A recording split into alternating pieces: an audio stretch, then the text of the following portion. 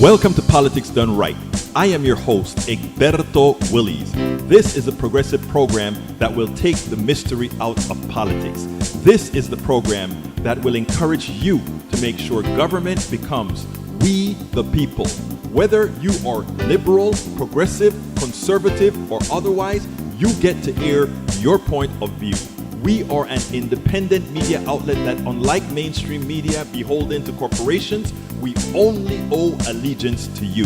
Remember, you can also send me a tweet at EGBERTOWILLIES. That is at Egberto Willies. Let us engage. It is Politics Done Right. Well, folks, welcome to one more edition of Politics Done Right. I'm Egberto Willies, your host. Thank you so kind for being a part of the show. We are going to have a great show for you today. Why? Because I have a lot of good stuff for you today. Did a lot of videos, did a lot of clipping, etc., etc., etc., etc., etc. So we are going to have a good time, folks. Anyhow, welcome aboard, El Señor. Michael Rudnick is in the house. We have Deb from Brooklyn, New York. We have Deb Denny in the house from South Central Indiana. Wow, we're in every state, baby doll. We're in every state. Melanie Keelan from Barcelona, Spain. We have Eric Hayes from Kingwood, Atascocita. How's everybody doing? Anyhow, let's get busy. From Michael Rudden, The Hill, White House declines Comer testimony in. Whoa, let's see, The Hill. White House declines Comer testimony invite, declaring impeachment investigation over. Richard Sauber, special counsel to the president, wrote in a letter to House Oversight Chair James Comer, your committee's purported impeachment inquiry has succeeded only in turning up abandoned evidence, and in fact, the president has done nothing wrong. Yet, rather than acknowledge this reality, your March 28, 2024 letter contains the same litany of false allegations that have been repeatedly debunked and refuted by the very witnesses you have called before your committee and the many documents you have obtained. Your insistence on peddling these false and unsupported allegations, despite ample evidence to the contrary, makes one thing about your investigation abundantly clear. That fact do not matter to you. The MAGAT Twitter faction that has been running this debacle don't seem to care that their own witnesses have debunked their claims or have been arrested for perjury and lying to the FBI. One can easily infer that they're only continuing this because they're trying to create a false equivalency to Trump's impeachment and legal problems, while their base remains willfully ignorant and they intend to give the same disinformation to the DOJ, then blame the Merrick Garland, the so-called deep state, or any number of conspiracy bogeymen, Soros, Obama, Antifa, socialists, whatever, for not prosecuting. This is yet another aspect which is going to lose Republicans a lot of elections later this year. Exactly right, but we have to keep people informed, and that's what our program is here for, keep people informed. If you are on YouTube, give us that thumbs up, folks. If you are on YouTube, give us that thumbs up. If you are on Twitch, go ahead and like. If you are on Facebook, go ahead and like us. If you are on Twitter, go ahead and share us, like us, do all that good stuff to make sure that we get our message out. Very, very, very, very important. Very, very important. Welcome aboard. Greetings from Houston. Hi there is her name. Listener from KPFT. Great to have a crossover now from KPFT to our daily show. So again, folks that don't know, we are on 6 a.m. every morning on KPFT 90.1 FM Houston. That is played both on air and online. And on this one here, we are played on on YouTube, Twitch, Twitter, LinkedIn. There are more. But we're streaming on several channels all at once. So folks, hi there. Thank you for being here. Carl Cox is in the house. He says, Carl Cox is here. No gravy. No tiene salsa. ¿Qué pasó, Carl? Eric Hay says, they go to the Middle East in Abraham Accords and sanctions on Iran with no way to fund terror. To now, I don't know what you're saying, brother Eric, but I still love you. E2247 is in the house from all over. He says, Hakeem Jeffries told House Democrats refuse anything less than $9 billion Gaza humanitarian aid. If Mike Johnson works for GOP plan separating Israel and Ukraine aid bills this week. Tom C. is in the house here today on YouTube. He says, new limerick coming on Facebook. Hey, if Tom has a new limerick, you got to stick around. Everybody has got to stick around because Tom limericks, I can tell you, are the best. And you know what? He generally posts them at our website. Tom, you haven't done it lately, brother. You know, we love you. Where are our limericks on the website? Anyway, folks, you know you have access. All right, E2247 says, in support of Palestine, roads in Illinois, California, New York, Oregon were blocked yesterday, Monday, April 15th, temporarily shutting down airports, bridges, and highways. And you know what happened? After you guys did that, Congressman Cotton from where? I think he's from Arkansas or Oklahoma. I think he's from Arkansas. Went on stage and he advised violence against all you protesters. He wants you to be thrown over the bridge and skinned. So says Tom Cotton. Wow. A senator in the United States is asking people to commit murder. It is amazing. It is amazing that a senator would say that. But hey, let me tell you, I am so proud of those folks who are saying ceasefire, ceasefire, ceasefire. They're not promoting violence. They're not promoting anything other than saving people's life. And the party of life, the party that says they believe in the human existence and in the sanctity of life, they are going to want to kill folks who are saying, Israel, stop killing people in Gaza. Israel, well, we're saying stop killing people in Gaza. Anyhow, so thank you for that one, for reminding us about that. Reminds me of we were in St. Louis about 4 years ago, and it was during the just before the pandemic, and we shut down the highway that goes around the stadium in St. Louis. And I remember as I'm recording all of this, and we shut down the freeway, and I'm in the back of the group, and I am looking down and watching about 10 police cars coming on the opposite side of the freeway, going in the opposite direction, running down there. I'm like, I came to St. Louis to get arrested. What a bacchanal. But instead, we had a group of folks and that came in front to take the bridge. It was a marvelous thing. Sometime I'm going to play some of that protest that we did in order to reduce violence back in St. Louis. Lee Grant is in the house from Montgomery County. How you doing, Lee? Great to see you here, my brother. Let's see what else we got. Para ver, I'm going scrolling down. Okay, I have a 15-minute video I want to show you guys. I did this one on KPFT. I cleaned her up to cut out a lot of the crap that I had in between. But this is an important video that I want everybody to please listen to this in detail. This is a very important message. And then we'll continue. We have 2 other videos after this, but we'll have a good time. But please take this. Also, this video, I have it separated on, and if you go to the blog later on, you'll see the video there. I need this one shared. We need to learn this stuff, folks. We need to learn this stuff. Check this out. Every country on this planet has its good, has its bad, because that's what governments do, good and bad. That's what societies do, good and bad. There's no pure society. There's no society, country, or whatever that can go out there and say, we are all good, we're all bad, or anything like that. We use nationalism, glory, glory, hallelujah, as a national form. Whether, look, I'm a United States citizen. I will do whatever I need to do to defend our people against other people attempting to harm us. That is just a natural thing. But at the same time, I, as an individual human being, Howard as an individual human being, Jack as an individual human being, all of us, it is incumbent on us to make sure those that we elect don't do the things that harm us.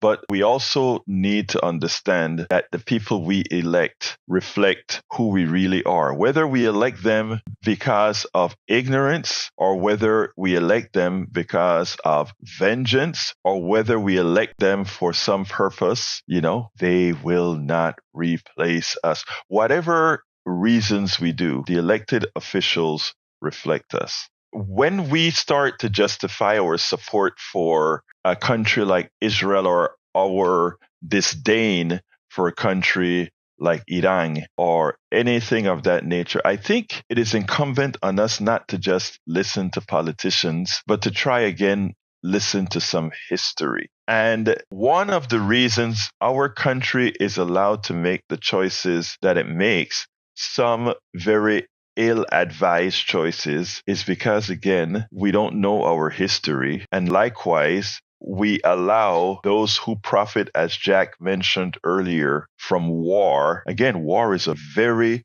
very profitable thing. And when we allow our naivete to allow these guys to continue the profit from us, we make bad decisions. We have cascading decisions. Now, we love to hate on Iran here. If you listen to President Biden, if you listen to former president, I don't even know why I mentioned him, Trump, because it's not like he has a lot upstairs or even know a thing about history. But if you listen of their articulations, if you listen to our State Department, etc., it's like for no reason, this one evil empire, Iran, is something to hate. Now, look, let me tell you, do these guys have a social system that demeans women? Yeah.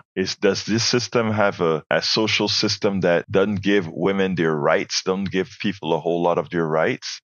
Yes. That's a very bad thing in the system. But does that mean we go to war for those things? No.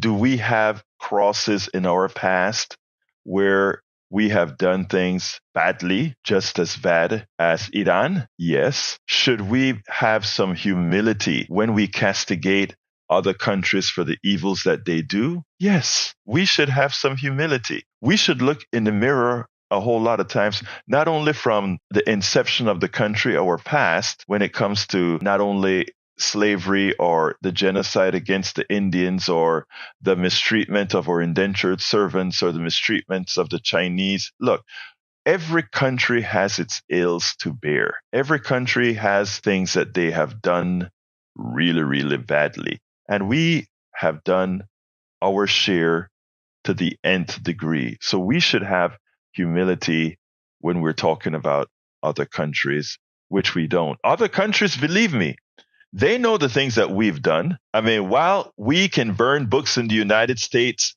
to try to make sure our people don't know the things that we've done or to learn the historical things that we've done, we can burn books. We can stop teaching it in school. We can stop DEI. We can stop critical thinking. We can stop and try all those things. But all it does is it makes a population that is fairly ignorant. And in making a population fairly ignorant, it makes a population easily controlled. It makes a population that would not see what having elect a Donald Trump in 2016, what it actually does to what people think about us, not because of Donald Trump, but because we, the people, saw him fit enough to elect as a country that calls itself the leader of the world, that we could elect someone as unintelligent, unknowing of the world like this guy. But on the subject of Iran and Israel, let's remember that back in 1953, when we, the country who says it supports democracy, overthrew Mossadegh in Iran, which it started all this cascading. I mean, people have a tendency to have a window of opportunity or a window where they only see what's happening today, not understanding the genesis of the situation, not understanding that there is always cause and effect. And, it becomes cliche when you hear Jack today talk about the defense industrial complex, or when you hear Jack talk about the oil, everything is based on oil, or it seems like we're here to attack oil, something that, let's say, Texas is very dependent on. Nope, that's not it at all. It's that so many Americans, so many foreigners, so many Panamanians who came and fought in the American military has paid so much for those fat cats sitting in these offices controlling the world by oil. The world is run still by oil, and we don't understand it.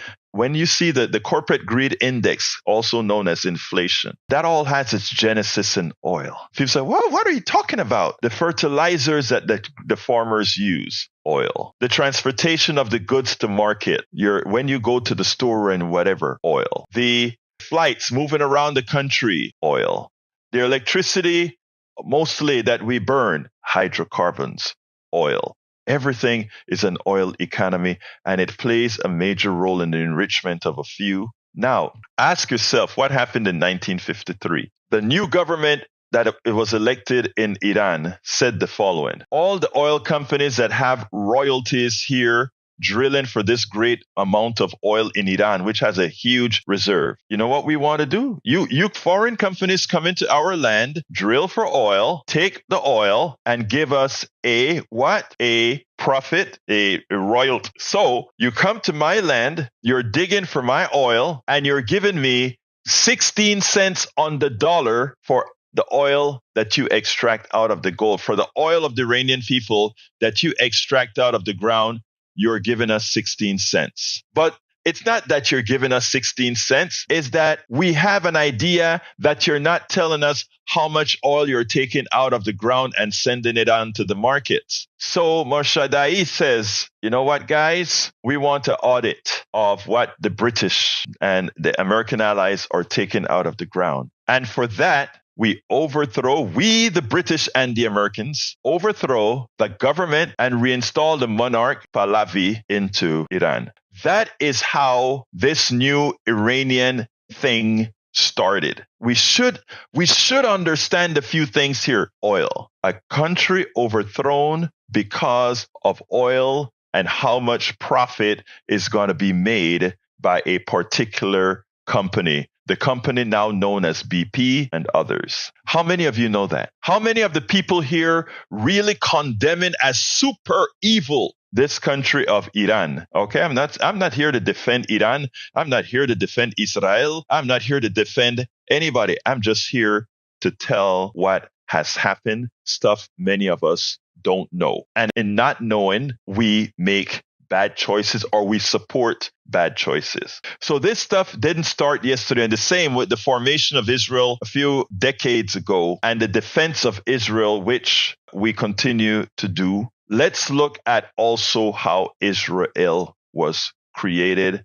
For what reason? Partially also because of the prejudices, racism of America and Europe. It's a deep story, but understand that you know when you create a new country where people are, you must ask yourself questions. But that's beside the point now. That also. But we must understand the history. Now we have had problems with Iran since the overthrow of Reza Pahlavi, which was a pawn then, the monarch, a pawn of the West. He did a lot of good things for Iran, but still, again, allowed the pilfer of the country. Like we pilfered other countries, like we've done with oil around the world. Remember, many a times I said, this is the corporate greed index. There is no oil shortage. There was never an oil shortage. The way we prevent Venezuela from putting its oil on the market by attrition, because again, under Venezuelan law, that oil would belong to the people, not the corporations, which means the people would benefit from the extraction of the great resources in Venezuela. We can't have that. So we rather keep that oil in the ground until we can get the appropriate government in power where corporations can just take the profit for a few. We take a look at the United States of America. We are kept sufficiently in check by giving us just enough to live on, to give the semblance of prosperity as our oil companies go onto federal land and mine the oil and take the oil that should be the birthright of every single American, which means if all that oil's money, instead of going into the coffers of a few, instead of enriching a few, was going into the coffers of the United States of America, your tax rates would be much lower. You would have health care. You would have all these things instead of watching a smiling few on Wall Street talking about how great it is that oil is now $90 a barrel, even as there has never been an oil shortage as you have been lied to and told. Look it up. Look up where the major sources of oil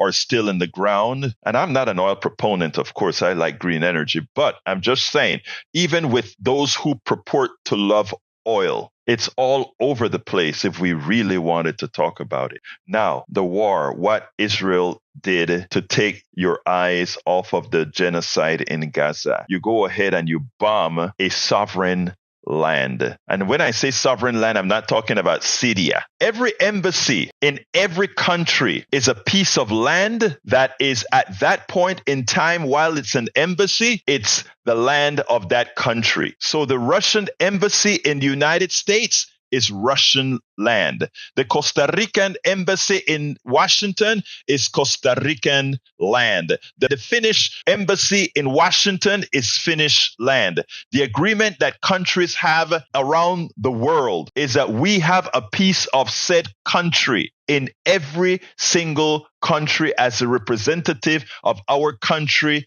in your land. It's a place where the laws of your land are. It's a place where you should have safe haven. That's why people looking for asylum can run into the embassy in Iran, can run into the embassy in Israel, can run into the embassy in Japan, can run into the embassy in England, or all these other places, because that piece of land that embassy resides on, that consulate resides on, is a part of that country by decree. When Israel sent those missiles knowingly into that Iranian consulate in Syria, it invaded Iran. And it set a precedent that now these guys are at war. Look, even when the United States was at war with Japan, the Japan consulate officially or embassy was untouched, because you have to have continuity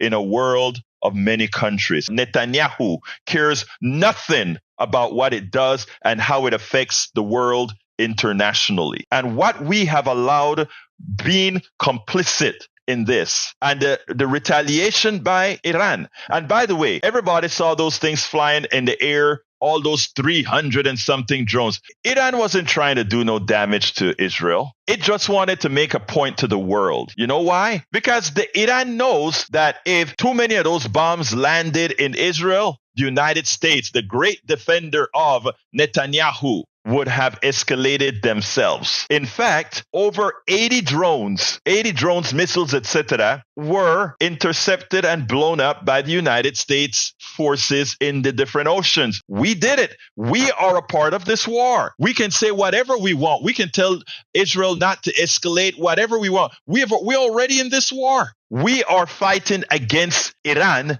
when we took out those missiles, right? That dome, the Iron Dome, partially developed by the United States, the Patriot missiles developed by the United States, the David system, that all those systems that seem to work perfectly around Israel, that invisible dome designed by you, the United States of America, some of it by the United States of America plus Israel. Every missile that went into the sky to knock out one of the Iranians' drones and missiles cost you, when in regards to the Patriot missiles, every single one of the hundreds of missiles released on Friday or Saturday night, you paid $4 million because Netanyahu wanted to make a point and take out a consulate in Israel where a few generals got killed. Just like Israel has taken out since 2012, scientists after scientists, nuclear scientists after nuclear scientists after nuclear scientists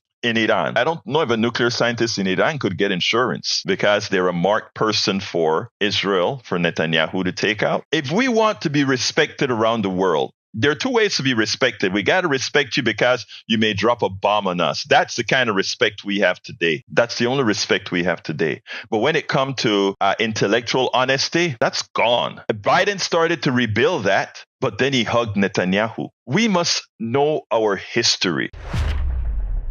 We spend a lot of time deconstructing the news, trying to parse it into a form that everybody can understand. We try to find those little nitpicks where it flies above the fray, etc.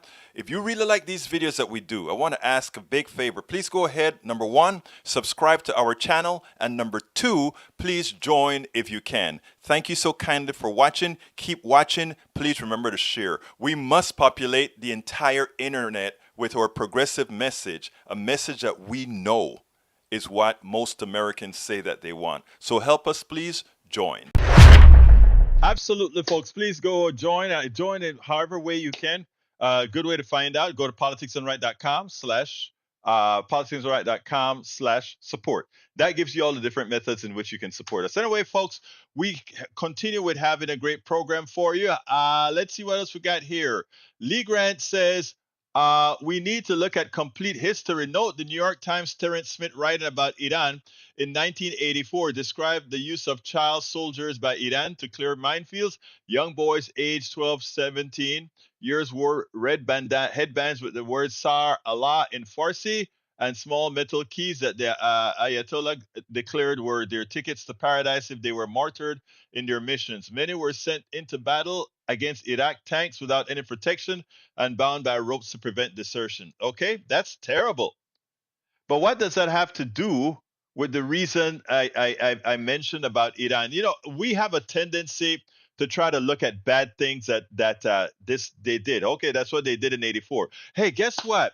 America used to enslave black people. Oh, guess what? America effected a genocide against Native people, and America still have the Native people in these reservations that are purported to be their private land and their private countries, but still America has jurisdictions over all these. Oh my God! Wait a minute. America murders black bodies and brown bodies in the streets by cop. Oh, I mean, the same way you are writing those stories that the New York Times speak about Iran, Iran is writing stories about things that happened in the United States of America, and they'll tell the same kind of stories about us. And guess what? Both of them are generally true. That likely occurred. I didn't know about that particular thing about Iran. It's likely true, but it's also true the things that we do. It is also true that we have kids that don't have access to health care. It's also true all these things that we claim are of life, we do it right here. So you see, be careful when you're pointing fingers because they'll point right back at you. Let's be careful. Instead of us trying to find, oh, look at the bad things Iran do, we should try to make ourselves a people that honestly cares about our people. Give our people good health care. Give our people good family care. If we gave people more family care, you'd have less thugs on the streets. If we created a social economic environment to stop these things, we wouldn't have the problem. So conservatives, brother Lee Grant, yes, bad things happen, and we're a perpetrator of a lot of it. We can solve these problems. Guess what? Yes, we can solve these problems. Not by saying, look at what Iran is doing, but let's look in the mirror and solve the problems at home. Anyhow, our good friend, the governor of New Hampshire, prove. Oh, not time again. Before we do that, I've got to go to a new limerick because brother Tom Zarnick has posted a limerick. So therefore, let's get to it. All right, folks, a new extended limerick by the one and only Tom Zarnick. Let's get busy. All rise! The court's now in session, is the bailiff's cry. Thus begins the trial of Orange Man in blue suit and red tie. Sitting in front of judge and jury, he shouldn't fret, shouldn't worry. For just like OJ 30 years ago, DJ has high-priced lawyers in a row, assuring him he will receive what an ordinary citizen can achieve or even conceive that's fair. The best U.S. system of justice like healthcare that money can buy. Oh man, I love the way you tie that all together, Tom. Even healthcare you got in there. I love it. I love it. Excellent, excellent, excellent. All right, Eric Hayes says isolationism of them and get rid of thugs in law and order. I guess we need to get rid of Tom Cotton. We need to get rid of all those guys who attempted to overthrow the government that are sitting in the same place that the overthrow was attempted. Yeah, I agree with you. Eric K says, Tom, do a limerick on using the DOJ to take down your political opponent. If you buy that, I'm concerned about your mental health, Mr. Eric Hayes. I'm really concerned about your mental health, sir. But maybe, I don't know.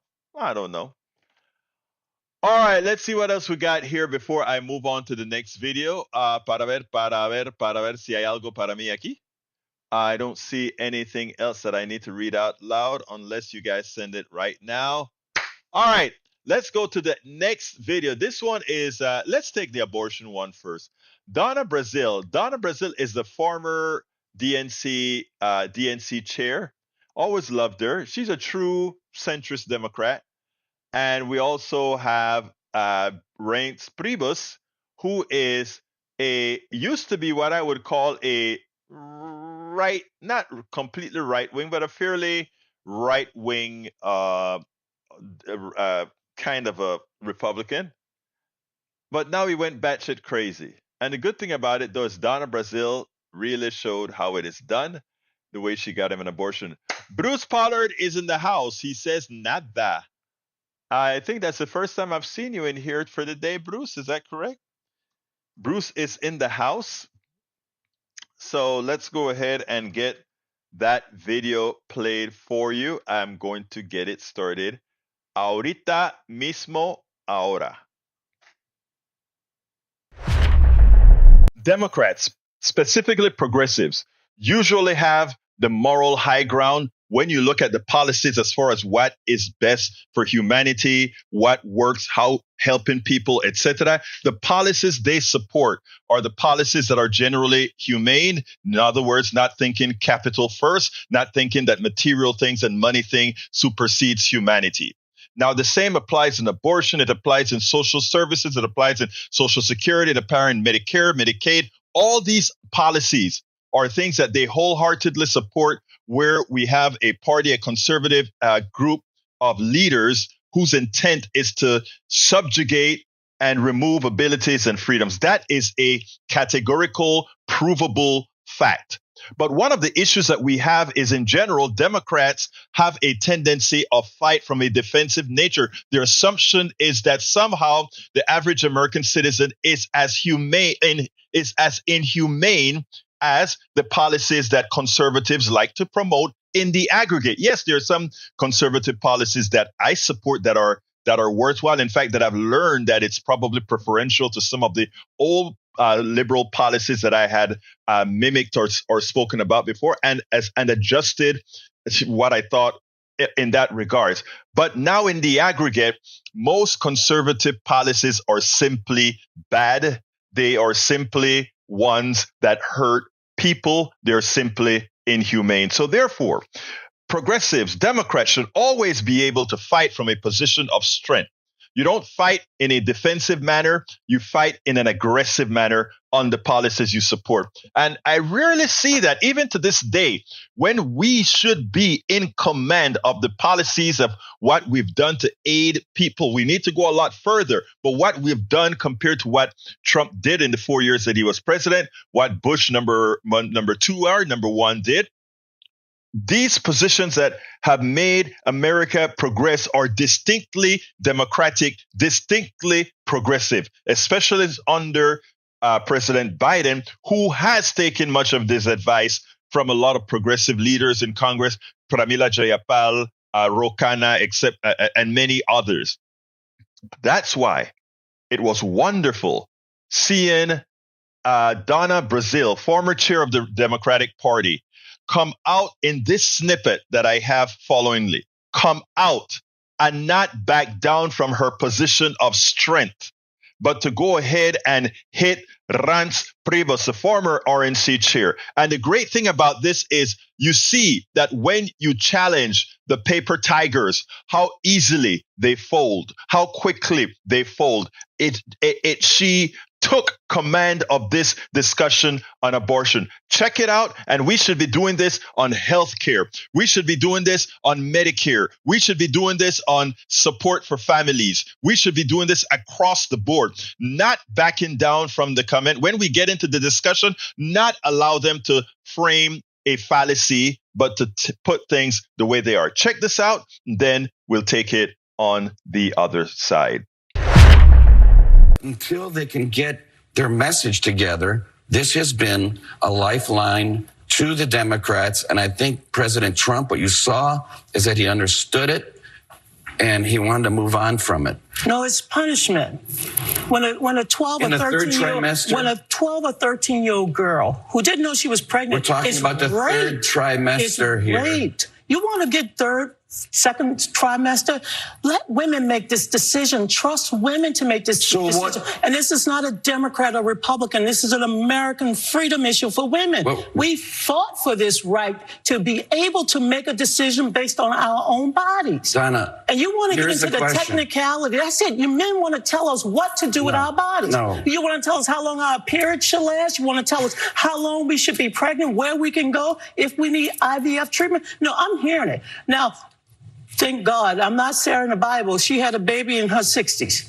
So I am grateful that I'm beyond those ages, but I am concerned that my nieces are being given less rights to choose and to go back to an 1860 era when my great-grandmother barely just got her freedom. Hell no, we're not going back. Okay, and this is going to be like the MAGA movement. It's a movement where women are sick and tired of men telling us what to do with our bodies.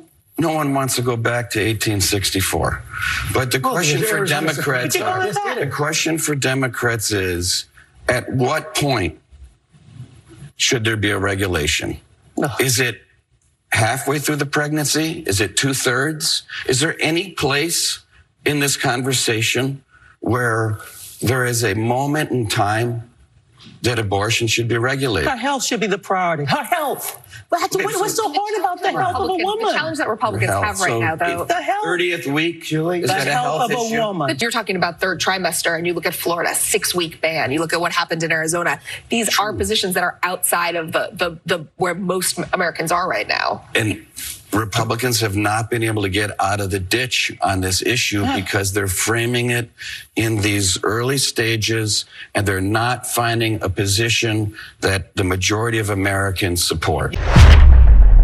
I was happy to see what Donna Brazile did here, because I had never seen Priebus, who always knows how, this guy knows how to make a lie flourish into truth. I had never seen someone, yet alone a woman, put him in his place as Donna Brazile did, and made sure that he had to cut back and realize that no, not only is this a losing matter, but if he is approached this way on issue after issue, we will beat him down into, I don't want to say submission, but into those watching, allowing them to see the fraud that is the movement that we have now facaded as a conservative movement, which is nothing more than inhumane policies that transfer our wealth to the top, impoverishes the poor, impoverishes the poor is already impoverished, impoverishes the middle class, and ensures that we just have two classes, the have and the have-nots. Exactamente. Preferiblemente lo que necesito. Anyway, folks, anyway. Bridge MCP is in the house from Binghamton, New York. How you doing, my beautiful dear Bridge? She says try regulating a man's sports. I know, the men just keep wanting to have input. If God wanted to have you have input, he'd allow you to have kids. You can't. Guys can't have kids. Shut the hell up and leave it for women to decide, okay? It's not your business. You may say, well, I help procreate the kids, but you can't carry the kid. You can't carry the kid. And then half the time you don't want to pay for the kid. Stay out of it. It's a woman's choice. Period. Punto final. It's not our position to dictate timing. It's not our position to dictate what she should do. It's not.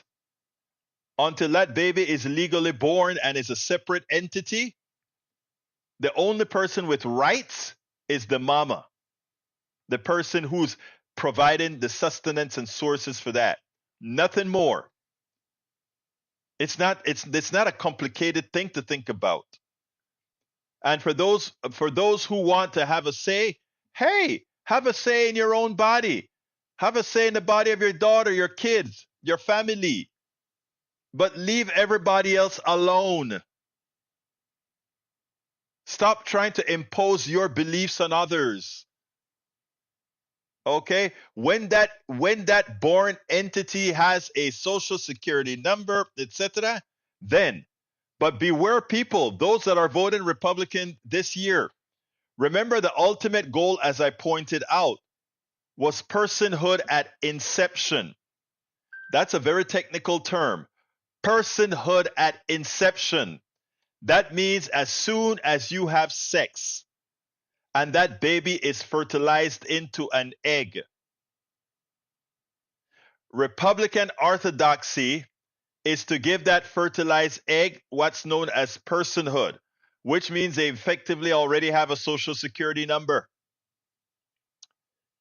If that woman goes ahead and steps wrong, or she goes ahead and have a drink and whatever, and that baby is affected by anything done by that woman, personhood gives the state the right. Personhood gives the state the right to persecute you for anything you do to your body that may somehow have an impact on that kid. And my brother Lee Grant says, progressive reasoning, no moral value until you have a social security number. Well, you know what's interesting? I'll say yes to that. Until you can have a valid social security number. But here's the other thing. Conservatives have no moral values for those people who already have social security. They don't mind you starving. They don't mind you dying. They don't mind you having policies that get you killed.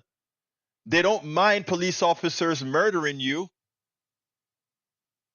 But they sure as hell mind about that fertilized egg.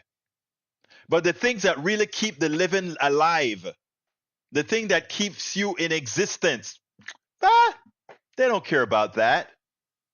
Let's be clear here, people. Let's be very, very, very clear. They don't care about those particular issues. All right? Let's be very clear. The conservative orthodoxy is about the unborn. But after the person comes into existence, you're on your own. We don't care that much about babies then. Let's remember that. And I don't know, Bridge, why is the right so infatuated with sexuality? I have no idea. I have no idea. But anyhow, we have one last video before we end our baby here, and that is Epic Stephanopoulos. This is a beauty. It just shows you the hypocrisy. Check this out. We'll take it on the other side. If you want to see hypocrisy at its heights, we got to look at Governor Sununu. Governor Sununu in an amazing fashion. The guy who said Donald Trump was a creep. The guy who said Donald Trump should resign. The guy who said not resign, but not drop out of the race. The guy who supported Nikki Haley. And he had a whole lot of words to say. Now he's a staunch supporter of Donald Trump. It just shows you the weakness, the ineptitude, the dishonesty of these people. It just shows you how it happened. Well, not how it happened, but it just shows you what these guys are made of. Listen to this, and then we'll take it on the other side. Joined now by New Hampshire Governor Chris Sununu, who worked against Donald Trump during the primaries, has now endorsed the former president. Governor, thank you for joining us this morning. You bet. History being made tomorrow, that criminal trial. Will your support for Donald Trump continue even if he's convicted in Manhattan? Yeah, this trial is not going to have major political ramifications that a lot of people, I think it may have. When it comes to these issues, people see it more as reality TV. Well, yeah, you're going to politics, though. I'm asking you about right and wrong. You think you're comfortable with the idea of supporting someone who's convicted of a federal crime as president? No, I don't think any American is comfortable with any of this. They don't like any of this, of course. But I mean, when it comes to actually, looking at each of these trials as they kind of take place, whether it's this year or next year, or as they kind of line up, right now this is about an election. Right. This is about politics. That's what people are judging this on. And the ultimate, decision will be in November. You're a governor. You're an elected official. I'm asking whether you're going to be swayed by it. Yeah. Look, nobody should be shocked that the Republican governor is supporting the Republican president. As you mentioned, this is only one of several indictments the former president is facing. Perhaps the most consequential one, of course, related to January 6th. Right after that January 6th attack, I'm going to put this up on the screen. You said, it is clear that President Trump's rhetoric and actions contributed to the insurrection. The domestic terrorists who attacked the United States Capitol must be held accountable and prosecuted. Do you stand by that statement? 100%. Of course, they have to be prosecuted, and they are being prosecuted. That's good. I think his actions absolutely contributed to that. There's no question about that. I hate the election denialism of 2020. Nobody wants to be talking about that in 2024. I think all of that was absolutely terrible. But what people are going to be voting for, the reason I'm supporting not just the president, but a Republican administration. That's what this is. They want a culture change in Washington. All the rules and policies that pound down on the American people. All the wokeness. Wait a second, right there. Your words were very, very clear on January 11, 2021. You said that President Trump's rhetoric and actions contributed to the insurrection. No other president in American history has contributed to an insurrection. So please explain, given the fact that you believe he contributed to an insurrection, how you can say we should have him back in the Oval Office. It's not, because for me, it's not about him as much as it is having a Republican administration, Republican secretaries, Republican rules, a sense where states' rights comes first, individual rights comes first, parents' rights comes first. We're going to have a pro-business economy. We're not going to have a cancel culture that has really infiltrated all across America. That doesn't make any sense to me, Governor. I'm sorry. You're saying it's not about Trump. You're saying he would be the president. And you've said he's someone who's contributed to an insurrection. I understand it doesn't make sense to you, George, but look at the polls. I'm not talking about polls. I'm asking you a very simple question. You believe Donald Trump contributed to an insurrection. That's correct, right? I stand by the statement. You stand by the statement that he contributed to an insurrection. You believe that a president who contributed to an insurrection should be president again? As does 51% of America, George. I mean, really, I understand you're part of the media. I understand you're in this New York City bubble or whatever it is, but you got to look around what's happening across this country. It's not about just supporting Trump. It's getting rid of what we have today. It's about understanding inflation is crushing families. It's understanding that this border issue is not a Texas issue. It's a 50-state issue, right? That has to be brought under control. It's about that type of elitism that the average American is just sick and tired of. And it's a culture change. That's what I'm supporting. That's what most of America right now is looking to support and want to change. They're against the election denialism, which the former president repeated last night. You believe he contributed to the insurrection on January 6th. You believe it doesn't matter if he's convicted in the Manhattan case. He's also facing another indictment over classified documents. You said in the past that he should drop out if he's convicted in the classified documents case. Do you still believe that? No. He's going to drop out after being the nominee. Of course not. That's not to be expected at all. So just to sum up, you support him for president even if he's convicted in classified documents. You support him for president even though you believe he contributed to an insurrection. You support him for president even though you believe he's lying about the last election. You'd support him for president even if he's convicted in the Manhattan case. I just want to say the answer to that is yes, correct? Yeah, me and 51% of America. Let's be clear here, folks. First of all, I want to get two misstatements out of there early on. He talks about 51% of Americans support Donald Trump. 51% of Americans do not support Donald Trump. I think his high is at about 44 or 45%, somewhere around there. Secondly, when he talks about inflation, the big inflation caused by El Señor Biden, let's remember that the only federal action that can be attributed to inflation between these two presidents is the increase in tariffs on China that Donald Trump did. Inflation is nothing more than a price increase over previous, nothing more. And the only person that did effect a price increase is Donald Trump. All these other price increases, as pointed out by Representative Katie Porter, is a choice by the corporate structure, a choice by evil corporations who would rather take milk out of the mouths of kids, who would raise your prices on mothers struggling to get to work, on gasoline and everything else. They had the choice to keep prices where they were because, again, there were no shortages.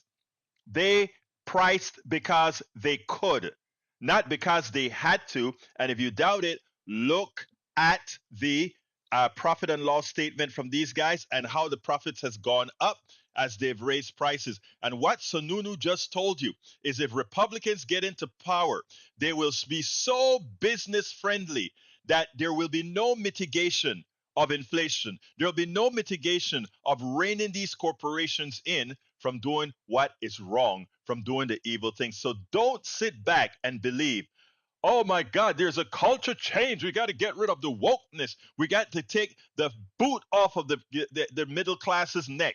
The only ones that do that is exactly the corporations and the Republican Party and their support of policies that hurt Americans. That's why they don't want health care for all. That's why they don't want policies for child care. That's why they don't want anything that somehow will cost business a few more pennies to make the lives of everybody, the ones who created this economy, the ones who make this economy function. They want to make sure that nothing goes to them because they want it all. Let's be clear, folks. Don't fall for the scam. And these two-sided, two-mouths kind of politicians, it just shows you exactly who they are. Absolutely shows exactly who they are. And Mr. Grant, I am not saying that I wanted Iran to fire any rockets at anybody. I am saying if Israel invaded with rockets and killed Iranian generals on Iranian soil, which that's what it was in Syria on a consulate soil, then it should have been expected that Iran would respond to what Israel had done. And that said, making a comparison with my home being firebombed with Roman candles, I don't understand why you would make a statement like that, and why would Eric rejoice in a statement like that? That is sick, Eric. That is completely and entirely sick. I wouldn't wish on that on your home, nor would I qualify somebody who jokes about that on your home as something to be made fun of. My wife could have been hurt. My daughter could have been hurt. I could have been hurt. Roman candles are in fact explosive, whether you want to accept it or not. Roman candles and all fireworks are in fact explosive. Not because they're used to as fireworks to go up high, mean they are not used as explosive as well. They are. My home was firebombed with Roman candles, as explained in all the articles that I did that were written on it, and that the ABC, CBS, and NBC and CNN carried live. Okay, or carried on their program. So why make fun of that, guys? That's sick. It is sick. You should be saying. Anyway, let's move on from that. But it is sick. But again, Israel should have expected a retaliation for what they did. It's that simple. It's not magic. And I gave you the explanation about how the conflicts of how Iran got on the bad side of the West. The West was trying to rip off Iran, and Iran fought back.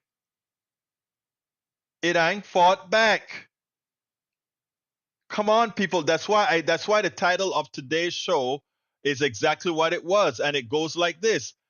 Our ignorance of not knowing history allows us to make stupid decisions, or allow us to support stupid decisions by our government, which is generally sanctioned by the corporatocracy to make money.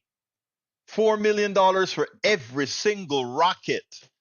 Every single rocket from the Patriot missiles that went to knock down one of those drones from Iran, $4 million. It didn't really cost that, but that's what we're giving to these thugs that call themselves the defense industrial complex.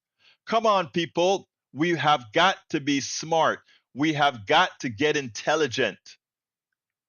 We have got to get intelligent. No, it didn't start on 10/7/23. That's not when it started. It has been ongoing for decades.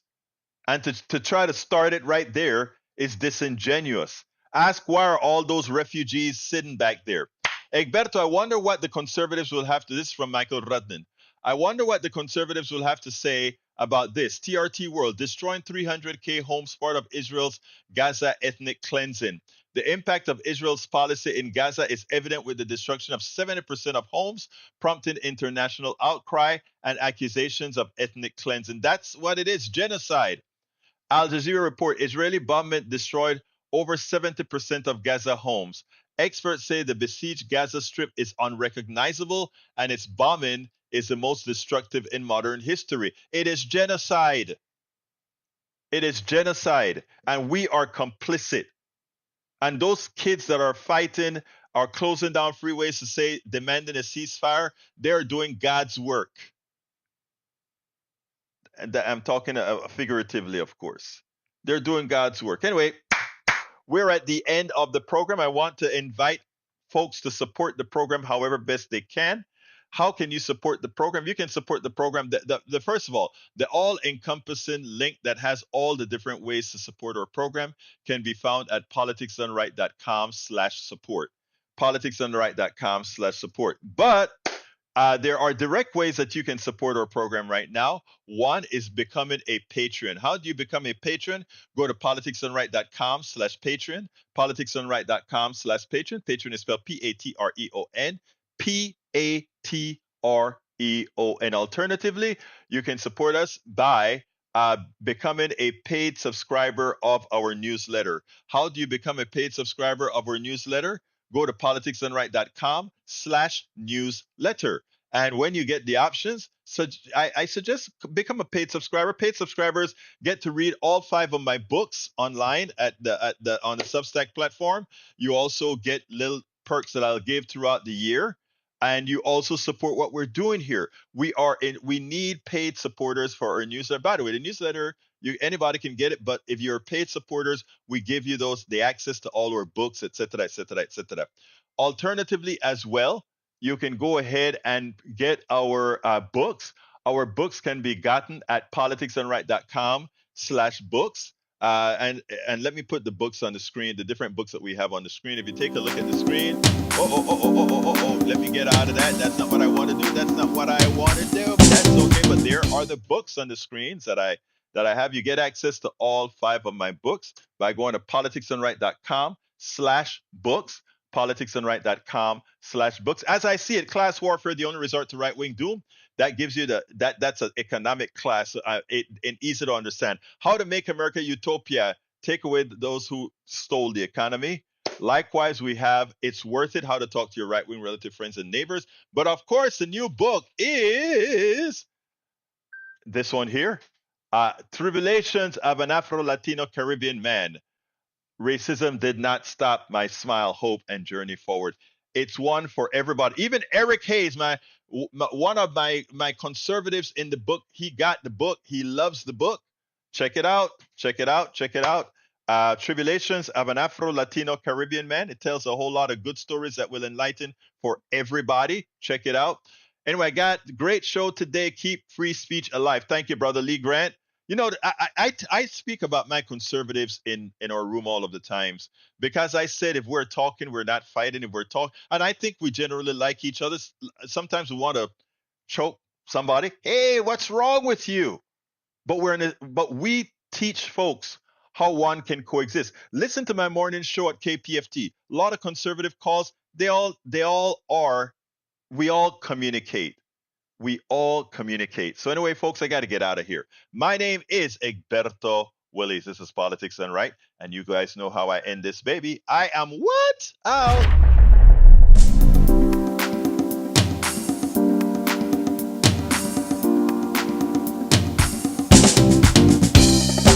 Welcome to Politics Done Right. I am your host, Egberto Willies. This is a progressive program that will take the mystery out of politics. This is the program that will encourage you to make sure government becomes we the people. Whether you are liberal, progressive, conservative, or otherwise, you get to air your point of view. We are an independent media outlet that, unlike mainstream media beholden to corporations, we only owe allegiance to you. Remember, you can also send me a tweet at EGBERTOWILLIES. That is at Egberto Willies. Let us engage. It is Politics Done Right.